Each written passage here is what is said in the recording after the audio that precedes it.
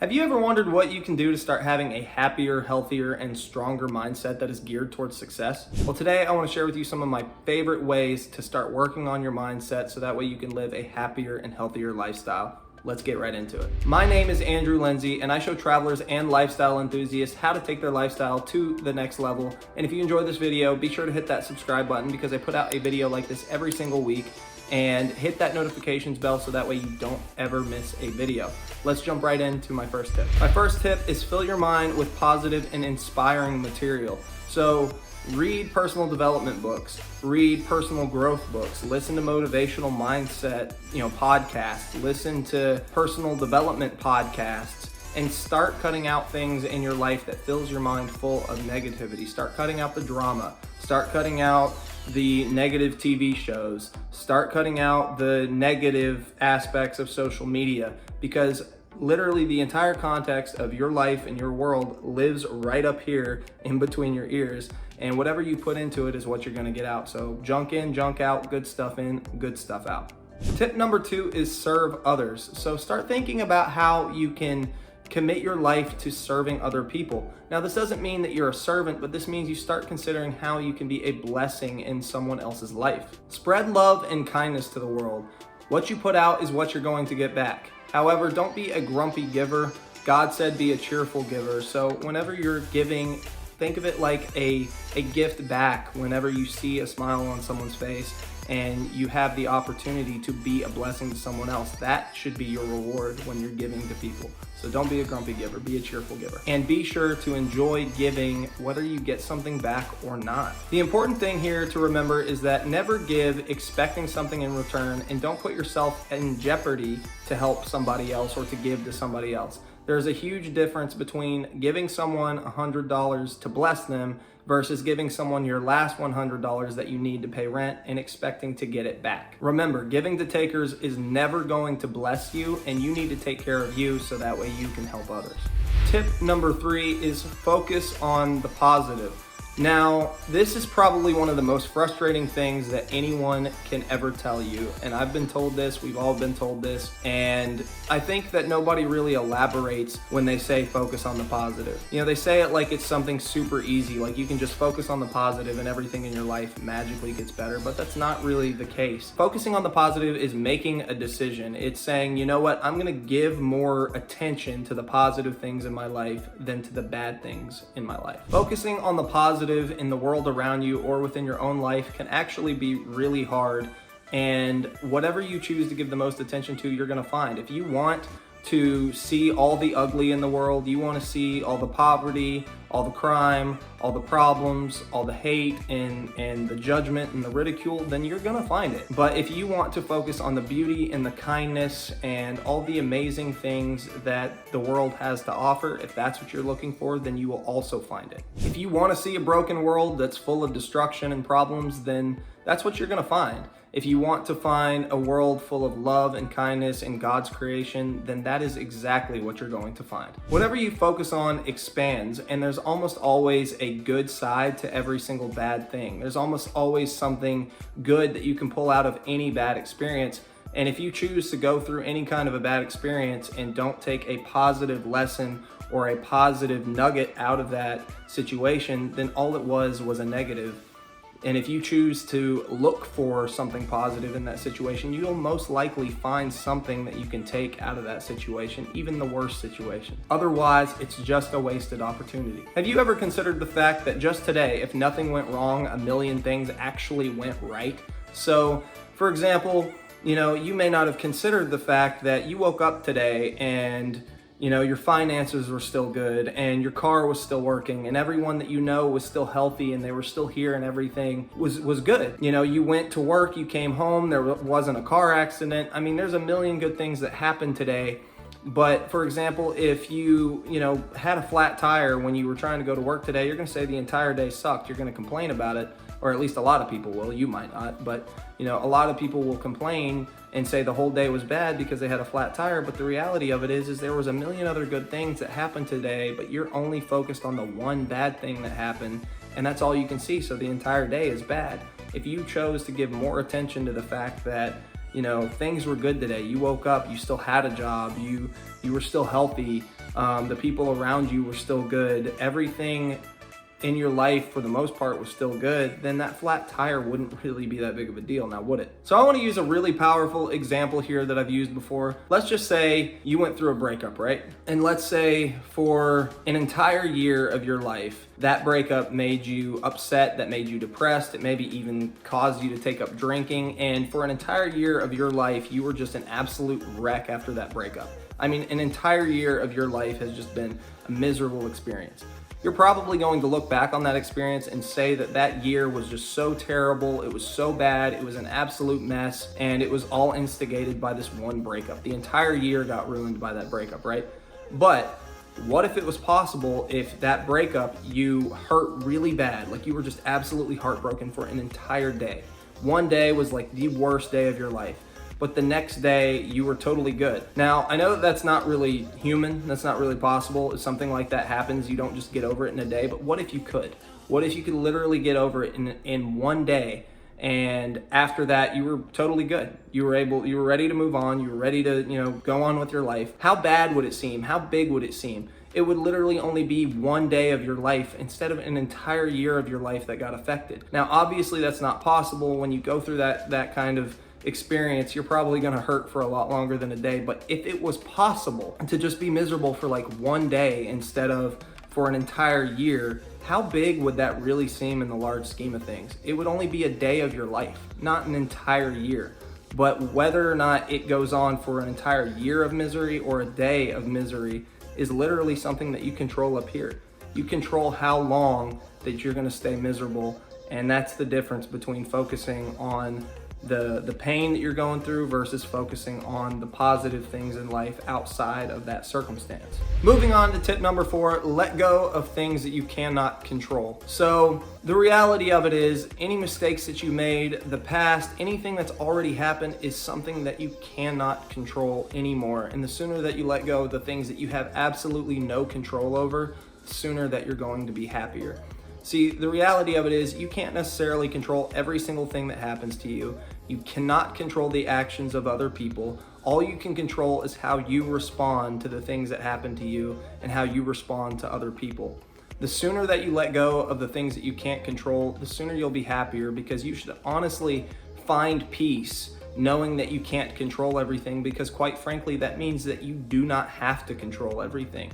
And when you're constantly feeling like, you should be able to control, somebody else's actions or every single thing in your life, then that puts a lot of stress on you, a lot of unnecessary stress, and you just need to let go and be at peace. Let go of the things that you don't have control over, and realize that ultimately the only thing that you have control over in this life is you, and right now in the future. You have zero control over the past and other people. Tip number 5 is take responsibility in your own life. So the reality of it is we are pretty much in control over most things that happen to us. We can't control every single thing. Obviously, I can't explain to you why some people, get horribly sick, who didn't do anything to neglect their body, or for example, if a young child gets sick, comes down with an illness, that's not necessarily something that they had any control over. But the reality of it is most things in our life we had at least some degree of control over, and it's really hard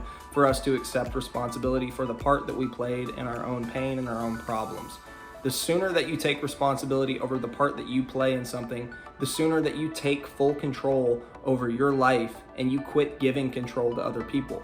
Whenever you're blaming somebody else or blaming the world or blaming everything else for why, you're going through what you're going through, you have the challenges that you have, you're literally handing the control over to everyone and everything else. But when you take responsibility and you start looking at, okay, what could I have done? How could I have prevented this from happening? You start taking control over your life. And that is the most liberating thing that you can really have. I mean, you don't want anyone else to take control over your life. You have control over your life. You have control over how you respond to things. You have control over, where your life is headed. And no matter what comes at you, you don't necessarily have control over every single thing that happens to you, but you are always, always, always in control over how you respond to it. But remember, there is a fine line between taking responsibility for your own pain and your own issues and everything else in your life and blaming yourself for for it. You don't want to sit here and blame yourself forever, because that's just as toxic too. You need to take a long, hard look and a mature look at whatever situation that you're faced with and say, okay, this is what I did. This is what I could have done different. This is the part that I played, and this is what I'm going to do next time if I'm ever presented with this kind of situation again. But do not blame yourself. Take responsibility, learn your lesson, and move on, because you cannot live there. If you sit there and you live there constantly blaming yourself and tearing yourself apart, then that's where it becomes a matter of, it changes from taking responsibility to being self-destructive, and you do not want that. So take responsibility, but do not blame yourself for the rest of your life. Learn from whatever mistakes that you made and move on. So for my sixth tip, and this is gonna be a big one, and this is a hard one for a lot of people, but this one is forgiveness. So the reality of it is forgiveness is one of the most powerful gifts that you can give yourself. And a lot of us have been through experiences where it's really, really hard to forgive people, and letting or hanging on to that unforgiveness is literally destructive, not only to your mind, but to you as a whole person, spiritually, emotionally, and you need to establish forgiveness. And you got to understand that sometimes it's not, well, not sometimes, it's never a matter of, do they deserve forgiveness or not? It's a matter of you deserve to forgive, because the reality of it is it doesn't really matter what they did or how bad they hurt you or what's happened or what they did to somebody else even. The reality of it is your lack of forgiveness is not hurting them. It's only hurting you. And I'm going to approach this on how do you forgive? I'm going to approach this from a biblical standpoint. So it's not biblical to hate another person, but it is biblical to hate evil. It is biblical to hate the devil. And so how you establish forgiveness, which I know a lot of people have a hard time doing, and I have to in my life at certain points. How you establish forgiveness is hating the evil in someone, but not hating the person. You got to understand that they have allowed something evil into them. And if you can separate the evil from the person, then you can forgive the person and continue to hate the evil. That is biblical, and that is acceptable. And that is how you will establish forgiveness towards anyone or anything that's ever hurt you. And understand that anyone who has ever hurt you is probably hurting themselves, and they're hurting on the inside too. Most people who do you wrong are not happy people who, aren't going through their own pain. In most cases, somebody who's hurt you is probably on a path of self-destruction themselves. Now, I'm gonna get personal with you for a moment, and I'm gonna share a little story with you about my journey on forgiveness. So I'm not gonna go into great detail because I feel like it's probably not the most appropriate thing to go into on a YouTube video, but I had somebody at one point in my life who did something pretty horrible and almost screwed up my life. And I take responsibility for the part I played in that situation, but it almost screwed up my life. And I was extremely mad at this person, madder than I've ever been at anybody. And then they did something that turned from I was mad at them to genuine hatred. And let me explain that we use the word hate a lot. I've used the word hate a lot. A lot of us use hate, just throw it around like it's nothing. But if you've never actually experienced genuine hatred towards anything, I can promise you it is not a feeling that you ever want to carry. It's not a feeling that you ever want to have. It is literally like the heaviest weight that you want to get rid of it so bad and you don't know how. And in this situation, I genuinely hated this person because they did something so horrible to another person that didn't deserve it, who was innocent. And it turned what I already felt towards that person, which was a lot of anger, into hatred. And I didn't know how to deal with it. It was something that I struggled with for a long time, because to me, there was nothing more appropriate than feeling hatred towards this person. Anger wasn't enough, and forgiveness didn't seem like an appropriate thing to feel towards this person. Like, I feel like if that person was sitting in front of me, could I honestly sit there and say I forgive them, or would I want to hurt them? If you want the truth about it. And I think what really helped me establish forgiveness towards this person was a couple things. And one was understanding that their own actions had hurt themselves, and that they were hurting and destroying themselves on the inside, mentally, spiritually, physically. They were not a happy individual. And so I understood that they were suffering too. And then that suffering ended up turning into into something where they hurt someone else, and it was a bad situation. And the other thing that helped me forgive was, because I didn't know how to feel. I knew I wasn't supposed to hate this person, but I didn't know what the appropriate feeling towards this person was. And what I came to realize is it was appropriate for me to hate the evil inside of them. It was appropriate for me to hate the thing inside of them that made them that way, but it was not appropriate for me to hate the person. And hating the person was literally killing me because that weight was so heavy, and I just wanted to get rid of it because hatred was something I'd never felt before. And it took me a while. You got to understand that forgiveness is a process. It's not something that you just snap your fingers and you forgive, or you say, I'm going to forgive, I'm going to choose to forgive, and it goes away. It is a process. It takes time to forgive somebody. But once you finally do forgive someone, it is the most relieving, freeing feeling that you can ever experience. And I know that can feel really difficult and really hard, especially if you're still dealing with that person on a day-to-day basis. Not hating them, being unable to forgive them is, it's difficult, and I get it 100%. But at some point in your life, you will have to make the decision to forgive, not because they were right, but so you can be right. And that's one of the very biggest, if not the biggest tip I can give you towards having a healthier mindset. Otherwise, these people will continue to rob you of your peace, and quite frankly, they don't need to take any more time from you than they've already taken. You might say, well, you don't understand, they've taken 5 to 10 years of my life already. And it's like, well, they're going to take another 5 to 10 years if you don't forgive them. And so forgiveness is genuinely the greatest gift that you can give yourself, not give to them. So go ahead and forgive them. Let it go to the best of your abilities. You need to establish forgiveness, and it's okay to hate. Again, hate the evil, hate the bad things inside them that make them do that, but don't hate the person. You can't hate the person forever. You need to forgive them. Now, my 7th tip is choose to be happy. Now, again, just like the focus on the positive, I know that this one's super frustrating, and some of you have probably been told the exact same thing in your life. Choose to be happy.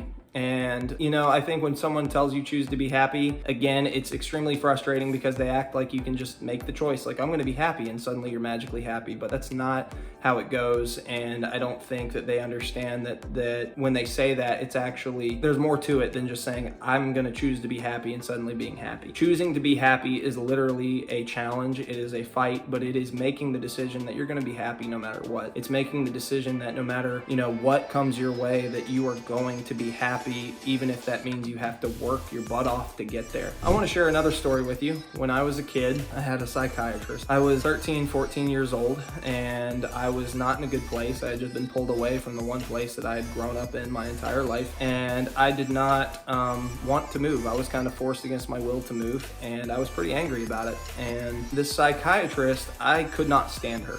I really could not stand her. I didn't like this woman. I never liked this woman. In fact, she put me on a bunch of pills when I was a kid that really messed me up for a while. It messed with my body, it messed with my health and everything else. I mean, that's another story, but point is, I did not like this woman. And, I'd just been pulled away from the only home I'd ever known, pretty much from, 1 year old to almost 14 years old, and forced to go somewhere I didn't want to go. And it was just not a good experience. And this psychiatrist told me that I was choosing to be unhappy, or I wasn't choosing to be happy. And this used to really make me mad. Like, it made me so mad as a teenager. Like, I was like, what do you mean? I didn't choose to be unhappy. I didn't choose to move here. I didn't choose to, this wasn't my choice. Like, I want to be happy. I just don't want to be here. But as I got older and I looked back at that whole experience, I realized that she was half right, which was hard for me to admit, but she was half right. And what I mean by this is when I was there, I was not making any kind of attempt towards making friends. I wasn't trying to socialize. I wasn't trying to have a good time. I wasn't trying to make the most out of this new experience and this new environment. I was literally closing myself off and saying, I hate it here. I don't want to be here. I want to go home. I, wish I didn't have to be here, all this other stuff. And I was consciously making the decision to not even try to be happy. Like, I didn't even attempt to be happy at all in this situation. And the reality of it is had I made the choice to be happy, that doesn't necessarily mean I would have been happy, but if I didn't make the choice to be happy, I was for sure not gonna be happy. Like, if I made the choice to be unhappy, I was 100% gonna be unhappy. There's no doubt about it. And fast forward probably around 6 months later into that year, And I had finally broken out of my shell some, I had made some friends, and I had had some good experiences. And to be honest, the entire year didn't suck. By the time it was said and done, I actually had some good moments, I had some good friends, and that was because I made the choice to break out of my shell. And the reality of it is, the first few months I was there didn't have to be a miserable experience had I maybe made a choice to make friends and be happy and socialize, but I was actively choosing to not be happy. And so the moral of this story is, you don't necessarily choose to be happy and then you're magically happy, but if you decide that under whatever circumstances that you're going through that you're just not gonna be happy, you're not even gonna try to be happy, you're not even gonna try to find something good or positive about the experience, then you are 100% not gonna be happy. And you need to wake up one day and honestly make the decision that, you know what, I am gonna be happy, whether, stuff tries to bring me down, whether problems come my way, because they will. But you've got to make that conscious decision and understand, when you make that decision to be happy, it's like making the decision that you're going to be successful. You don't just make the decision to be successful and then you wake up and suddenly your bank account's full and you're successful. No, when you make that decision, it's not just a decision to be that, but it's a decision to work towards that. It's a decision to get there no matter what it takes or whatever tries to hold you back. So that is another one of my biggest tips. Choose to be happy. Tip number 8 is speak positive things over yourself. So I know that this one can be pretty hard because a lot of us, we have a lot of insecurities. Maybe we don't think we're that great. Maybe we don't think we're that good looking, or we're that smart, or we're that talented. And it's really easy to start speaking things over yourself like, I'm not good enough. I can't do that. I'm, not talented enough or pretty enough, or whatever you think about yourself. It's easy to let that stuff get to you, but start speaking positive things over yourself. Start finding the things about you that are good. And I know for a lot of people that can be hard. Sometimes we genuinely think that everything about us is flawed, or that there's nothing good about us, nothing that anyone can like about us. But the reality of it is that's not true. Unless you are just some downright hateful, miserable, individual that nobody can stand, which if that's how you are, I highly recommend changing it. But, unless you're that kind of person, then there's always something positive about you. And if you can't think of something on your own, then ask the people around you, ask your friends, ask your family, ask them to give you anything that they can come up with. If they, tell you that, no, you're a great friend, whatever, find these things that they'll tell you and make a list of all the positive things that your friends or your family tell you about you, and start speaking that over yourself. Start telling yourself, I'm a good friend.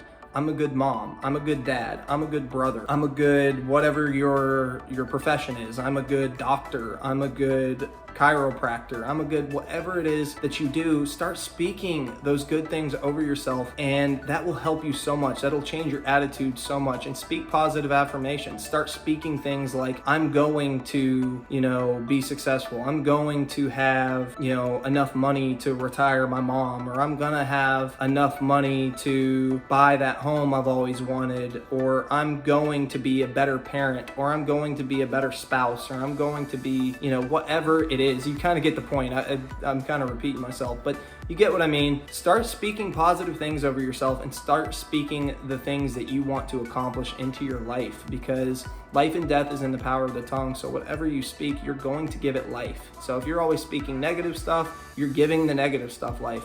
If you're speaking positive stuff, you're going to give the positive stuff life. So remember that tip. Speak good things over yourself. Tip number 9 is make yourself a priority. So a lot of us don't really make the time that we need to for ourselves. We prioritize everything else in our lives. We even prioritize other people, and we neglect ourselves a lot of the time, and don't really, give ourselves the kind of love that we give other people. And every time I have ever seen anyone who has spent their entire life making sacrifices for everyone else, it never really turns out well. I mean, anyone that makes those sacrifices at their own expense, it usually results in them, their health not working out, their health starting to fall apart, their stress levels are through the roof, they're unhappy. And so you really need to prioritize yourself, because at the end of the day, you can't give to anyone else if you are empty. You can't give from an empty cup. You know what I mean? You've got to fill yourself up, and you've got to treat yourself right. You've got to make time for the things that you want to do. You got to make time for the things that are important to you. You've got to, treat yourself once in a while. You have a favorite restaurant, go to a favorite restaurant. If you want to, buy a new shirt or a new hoodie or something that, is like a gift to you, gift yourself, treat yourself, but do not spend your entire life neglecting yourself. Make you a priority, because you are just as important as everybody else. And you are, in fact, the most important person in your life to you, because you can't be the best parent and give to your kids and give to your partner and give to your friends and give to your family if you don't have anything in you to give, because it's all gone. You need to invest in yourself 100%. Number 10 is pursue your goals. Make your goals a priority. The fact of the matter is that you only have one life. And when you're laying on your deathbed, you don't want to be surrounded by the ghosts of all your dreams looking down at you, asking you, why didn't you give us life? Pursue your goals. Make what you want to do a priority in this life. And I don't care what other people say about you and your goals. The reality of it is when they see that you're succeeding, most people aren't pursuing their own goals. So when they see that you are putting forth effort towards your own goals and you start having some success, that makes them uncomfortable, because it takes away their excuses for why they gave up on their own goals and their own dreams. Your goals and your gifts may just be the calling on your life. If you don't see those through and you neglect them, you may just be passing up the gifts and the calling on your life. You don't want to do that. So make pursuing your goals a priority. Tip number 11, grow your body just as well as your mind. The reality of it is you don't have anything if you don't have your health. Find a fitness plan, find a nutrition plan, dedicate, or not dedicate, but commit to taking care of your body and taking care of your health, because it doesn't really matter how much money you have or anything else that you have. If your health is collapsing, then you don't have anything. And that's just me being real with you. So make it a point to work on your body just as well as your mind. And if your body is healthy, then your mind will be healthier. But if you're constantly putting junk in your body and neglecting your body, it will in fact affect your mind, whether you like it or not. So make it a point to respect your body. It is your temple. Take care of it, work on it, eat right, drink lots of water, work out, exercise, and work on your body. Take care of your health. Tip number 12, surround yourself with people who are better than you. Now, the reality is nobody's actually better than you, but when I say better than you, I don't mean actually better than you, but I mean if you have goals, for example, to be in better shape, then surround yourself with people who are in shape. Surround yourself with people at the gym who are working out and exercising. If you want to be successful, start surrounding yourself with successful people. If you're wanting to be a better spouse, you're wanting to be a better husband, surround yourself with your male friends that have successful and healthy marriages. Surround yourself with the people that have what you want, because the reality of it is you become the average of the 5 people you spend the most time with. So you don't want to be surrounding yourself with people who are always negative when you want to have a positive lifestyle. You don't want to surround yourself with all your broke friends when your goal is to be rich. You don't want to surround yourself with people who are constantly eating a bunch of junk food and neglecting their body and being super unhealthy when your goal is to quit all that and to be healthy. Surround yourself with people who are going to make you better. At the end of the day, if you are the most developed person in your entire group, then they are either going to make you complacent or they are going to drag you down to their level. So surround yourself with people who are more developed in the ways that you want to be, so that way they can lift you up and help you become better. And now my last tip is separate yourself from negative people in your life. And we all have someone in our life who is negative. We have friends, we have family, and these people aren't necessarily bad people, but in many cases they can be bad for us no matter how much we love them. And that doesn't mean that you cut them off and you say, oh, I'm too good for you, I can't hang out with you anymore. But you have to minimize the amount of time that you spend with these people who are negative and who are going to hold you back. And I get it. There are people that I love a lot in my life. I have to regulate how much time that I spend with them or how much I talk to them, because as much as I love them, and even though they're not necessarily bad people, they might be bad for me just because they're always, negative. They're always talking about bad things. Their context on life isn't the same context that I have. They're not in the same growing phase that I'm in. They're not in the same mindset that I'm in. And if I sit here and I talk to them constantly and surround myself with them constantly, it kind of leads back into the last tip. You are the average of the 5 people you spend the most time with. So if you're spending your time with mostly negative people, even if they are good people and even if they love you, it is going to hold you back. The reality of it is not everybody is growing like you are, and it is possible to outgrow people. And these same people sometimes will tell you one day that you changed, and it's like, well, the reality of it is I did, you're right, and you didn't. And that's why, we aren't the same that we were. That's why we aren't the same, we don't have the same friendship that we did. It's because I kept growing and you stopped. And sometimes these people will hold you back, even if they love you, just because your context, what you're doing, doesn't fit the context of their life. And it can sometimes, freak them out to see that you're growing. And they, again, it kind of goes with the last tip that I said, it will go against the context that they have in their life. And, it kind of eliminates the excuses they have when they say, oh, I can't do it, I can't. And then they see you growing. It basically null and voids their excuses for their own life. And so sometimes they want to hold you back because it makes them uncomfortable to see you growing. And that's just the reality of it. And truthfully, I made a decision a very long time ago that I was not going to care about anyone's opinion who didn't have the life that I wanted or didn't have something I wanted. So if, they don't have the life that I want, then their opinion of how I live my life and what I do means absolutely nothing to me. So that is all my tips towards having a healthier mindset that is geared towards success. I hope that you enjoyed this video. And real quick, before this video comes to an end, I wanted to mention my 10 dream destinations to travel to on a budget. I created this free resource for travelers and for people who wanted to travel more. I created this so that way you would have a list of 10 amazing dream destinations that you could go to on a budget, as well as all the resources that you need to book and plan your trip, all in one spot, all at your fingertips, and all for free. So if you want to pick that up, you can grab that by clicking the link below. And if you enjoyed this video, please like the video, that helps me out a lot, and leave a comment letting me know which tip I left that was the most valuable for you. Let me know if there was anything maybe I could have added to this video, and of course let me know what you'd like to see on the next video. And of course, share this video if you feel like there's somebody that you know that could benefit from the content within this video. It helps me out a lot, helps them out a lot, and I would appreciate it. So thank you so much for watching this video, and I will see you next week. Peace.